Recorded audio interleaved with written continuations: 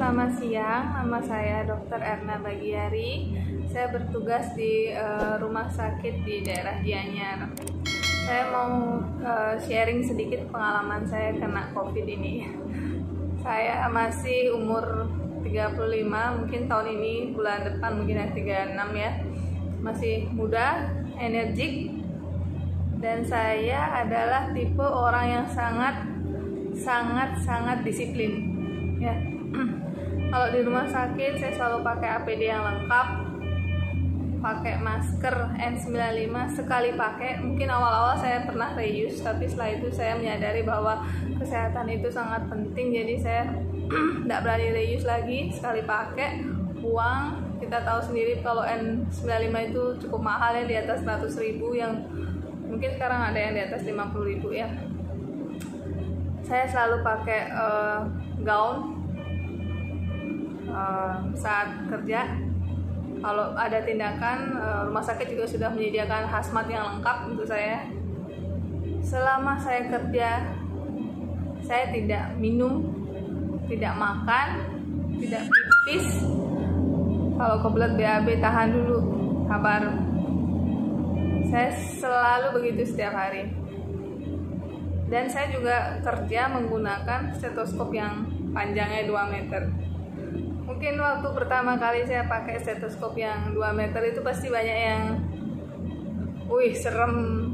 Saya nggak peduli, saya sangat nggak peduli. Yang saya pedulikan adalah bagaimana menjaga diri saya sendiri, pasien saya, keluarga saya. At least kita sudah mendidik masyarakat. Memang awal-awal pasiennya kadang-kadang ketawa, wih baru dok, alat baru dok, panjang dok. Ya udah nggak apa-apa. Kadang-kadang juga teman-teman, wih seru sekali dok, nggak apa-apa, nggak aja kayak semprotan ke demam berdarah, ya sudah jalani saja. Saya nggak pernah peduli. Untungnya saya punya kuping yang bagus, jadi saya tidak pernah kualitas pelayanan saya, artinya tidak mengorbankan sampai saya nggak dengar apa-apa dalam memeriksa itu, nggak seperti itu. Untungnya kuping saya bagus ya. Nah, kenapa sedisiplin ini saya masih kena? Oh ya juga, kalau tahu perawat-perawat saya semua ya, saya yang paling sering negur. Saya selalu negur, jangan makan di rumah sakit, tahan laparnya. Jangan makan di rumah sakit, jangan minum, tahan. Kadang-kadang saya kalau lebih ekstrim sedikit, kalau tahu perawatnya habis makan, saya nggak mau visit sama perawat itu, saya mau yang lain. Bukan mau gimana, artinya memberikan edukasi lah, itu maksudnya, biar sama-sama kita menyadari bahwa ini bukan hal yang sederhana dan simpel. Tapi di mana saya kena, saya ini orang yang sangat sayang keluarga.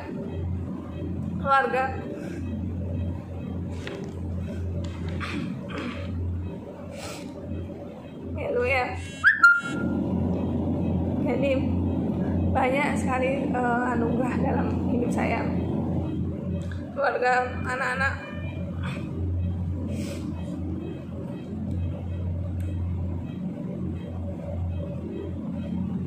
Saya sangat suka pulang kampung, kumpul sama keluarga, itu hobi saya itu. Dan saya sangat menyadari sendiri bahwa pada saat saya berkumpul dengan keluarga, saya berbagi resiko. Artinya resiko yang mereka dapatkan juga akan beresiko ke saya sendiri. Tapi memang saya abaikan. Saya memang pernah bilang sama perawat saya sendiri, saya sangat disiplin kalau di rumah sakit, tapi kalau di rumah enggak. Karena saya merasa kita sering kontak, kita saling menyayangi, kita saling menjaga. Tapi memang setelah saat ini saya sadari bahwa mungkin bagi sebagian banyak orang di luar medis itu masih belum fasih menggunakan masker, masih ada perasaan sesak, pasti perasaan tidak enak. Kebetulan waktu itu saya pulang kampung, om saya lagi sakit. Saya nggak bawa alat, saya hanya cuma lihat, oh ini jelek, kok pucet ya mukanya, nggak bagus itu. Saya pulang kampung tujuannya untuk sembahyang sebenarnya. Ya, sambil menghibur diri. Ya, kampung itu adalah tempat yang paling aman dan indah menurut saya. Terus pulang dari kampung memang badan udah mulai rasa pegel-pegel nggak jelas, nggak enak, ngilu seluruh tubuh. Panas sih tidak, cuman ngilu ya. Sempat sih panas 378 sekali, cuman nggak terlalu ya. Akhirnya om saya dibawa ke Denpasar karena kondisinya tambah memburuk. Diperiksa oleh suami, ternyata saturasinya kejenuhan oksigennya 80. Nah, kita udah mulai COVID nih. Akhirnya kita bawa om ke Sanglah. Saya nggak ikut sebetulnya karena saya tahu kondisi saya sejak pulang kampung itu nggak bagus ya. Jadi ternyata positif COVID. Saya langsung swab. Waktu itu karena saya merasa gejala infeksi virus juga, itu ternyata hasil swab saya negatif. Tapi saya masih merasa tidak benar, ada yang salah di badan saya. Saya akhirnya sejak itu pisah kamar dari anak-anak dan suami, dan juga selalu memakai masker di rumah. Hanya karena kondisi saya kurang bagus, saya ke klinik kakak saya, maksudnya mau diinfus biar dapat makanan lah, nutrisi gitu. Ternyata kakak saya periksa, "Dek, kamu ada ronki, ada kayak infeksi paru, kamu CT scan aja segera." Karena kakak saya tahu kalau om saya kena COVID kan. Langsung malam itu saya di CT scan dan ternyata hasilnya GGO. Kemudian mencari tempat rumah sakit rujukan juga susah ya, bingung. Akhirnya keesokan harinya saya dapat, bersyukur sekali saya sampai di rumah sakit ini. Di rumah sakit RSPTN ini luar biasa, memang ini keberuntungan saya. Pada saat di ruangan saya pikir saya masih biasa-biasa saja. Asma saya kumat.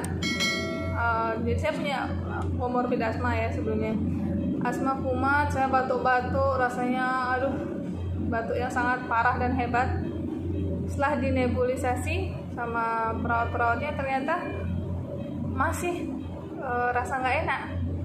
Ternyata saturasi saya turun. Saturasi saya turun sampai di bawah 90. Nah, di saat itu saya bengong.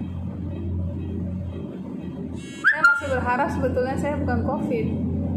Saya nggak tahu rasanya terus nggak sesak yang bagaimana tuh nggak ngerti gitu. Saya bengong lama, saya cuma diem. TV saya hidup, saya nggak pedulikan.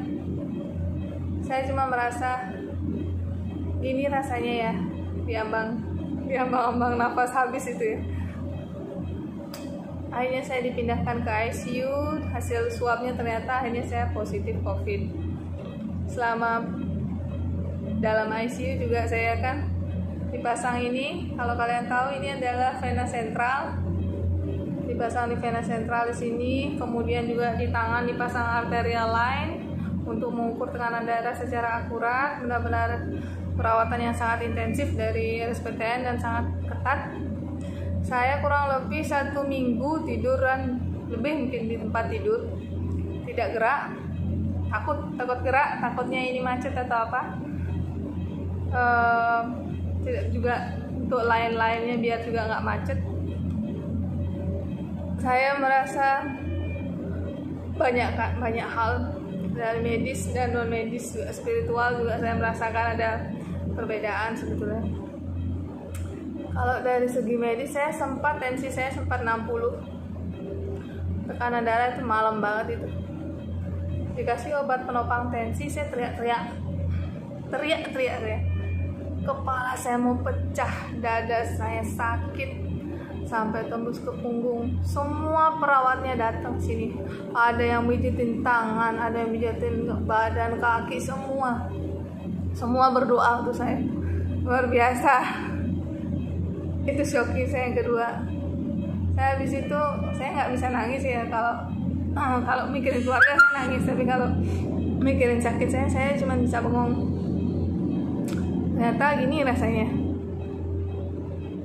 Sampai kalau orang Bali itu ada yang bilang di depan ya, saya juga udah di depan itu sempat merasakan. Yang terasa itu saya lihat itu hanya doa.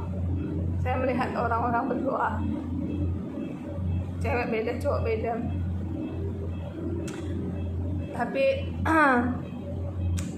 waktu itu memang luar biasa. Walaupun jam 12 malam, dokter anestesi siaga selalu untuk saya, perawat siaga selalu untuk saya. Gimana caranya menopang tensi pada orang yang sangat sensitif terhadap obat tensi. Luar biasa rasanya. Selama saya dirawat, saya hengkang dari grup dulu sementara, banyak grup keluarga. Kenapa? Karena saya sangat menyayangi mereka. Saya tidak berharap ada yang kena lagi seperti saya. Itu terutama saya mau menguatkan diri saya itu sebetulnya. Jangan sampai kena COVID, jangan terlalu meremehkan. Karena kita nggak pernah tahu bagaimana respon tubuh kita. Jadi infeksi itu kan tergantung dari faktor hostnya, jadi faktor badan kita sendiri, virulensi dari virusnya itu sendiri, dan ada faktor lingkungan. Saran saya untuk semua teman-teman yang di luar, jangan terlalu percaya diri, tetap kita harus waspada. Saya sangat ingin pandemi ini cepat berlalu, karena saya merasakan tidak enaknya. Coba bayangkan aja jadi saya tidak bisa tiduran terus di tempat tidur dengan segala monitor. Ini enak, sudah bisa mobilisasi ya berkat semua tim di sini. Badan kalau udah ditusuk-tusuk itu udah nggak berasa. Jadi saya cuman bilang aja dalam diri saya sendiri tuh, ya Tuhan, terima kasih atas segala rezekinya. Saya ikhlas menjalani. Semoga ini bisa menjadi pelajaran buat yang di luar sana ya, yang masih suka kumpul bareng, olahraga bareng gitu ya. Saya bukan gimana, saya nggak mau kalian mengalami seperti saya nggak mau. Kalau memang pengen olahragalah di rumah. Kalau pengen makan makanan yang enak, beli di luar, bungkus, makannya di rumah saja. Itu aja pesan saya sih selama saya menjadi pasien COVID. Jadi saya merasa di satu sisi, oh ya, stop stigma ya. Jangan pernah saling menyalahkan. Karena apa? Ini kita semua adalah belajar. Kehidupan kita ini adalah pelajaran. Kita belajar untuk menjadi orang yang lebih baik lagi. Kalau bisa belajar dari tidak perlu mengalami, jadi cukup ini aja, cukup mendengar dari kisah seorang pejuang COVID. Semoga kita semua selalu diberikan kerahayuan, kesehatan. Mari bersama-sama, karena ini saya rasa tidak bisa perjuangan tim medis saja. Jadi kita ini harus semua sebagai satu tim, saling mendukung. Semakin cepat, semakin tertib kita, maka ini semua akan cepat berlalu.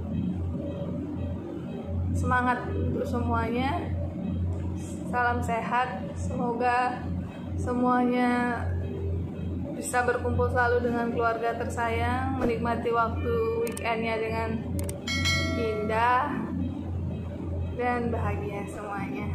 Semangat.